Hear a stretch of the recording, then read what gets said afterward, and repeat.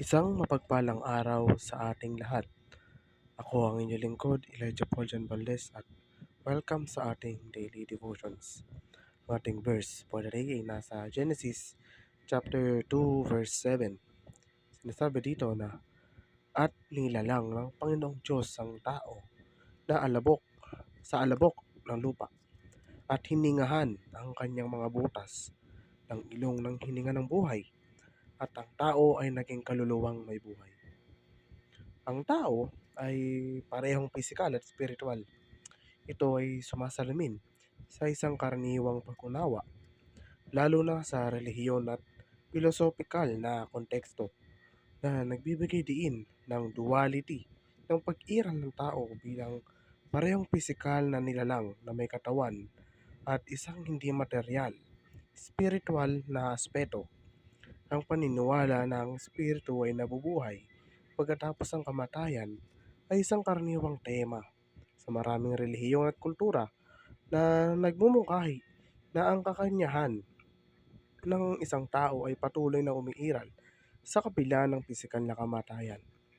Kadalasan sa isang spiritual na kaharian o sa pamamagitan ng reincarnation, binibigyang diin ng maraming relihiyon at spiritual na tradisyon na pinangangalagaan ng Diyos ang parehong pisikal na katawan at spiritual na kaluluwa na naghihikayat sa mga mananampalataya na pangalagaan at igalang ang parehong aspeto ng kanilang pagkatao.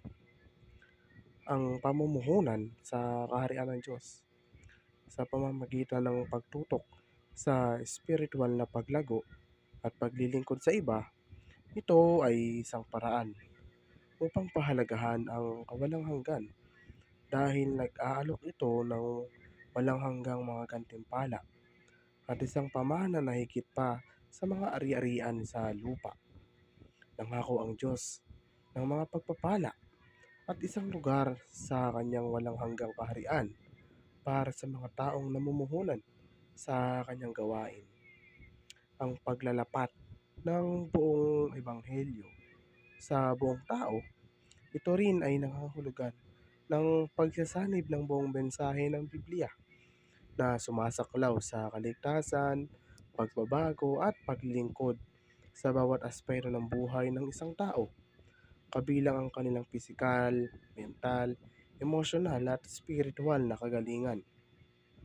Upang mapangalagaan ang parehong pisikal at spiritual na kagalingan, unahin ang isang balansing dieta, pakisali sa regular na pisikal at na aktibidad at linangin ang pag-iisip at maghanap ng mga pagkakataon para sa spiritual na koneksyon at pagmumuni-muni. Muli, ako ang inyong lingkod, Elijah Paul John Valdez, at dito na nagtatapos ang aking daily devotions.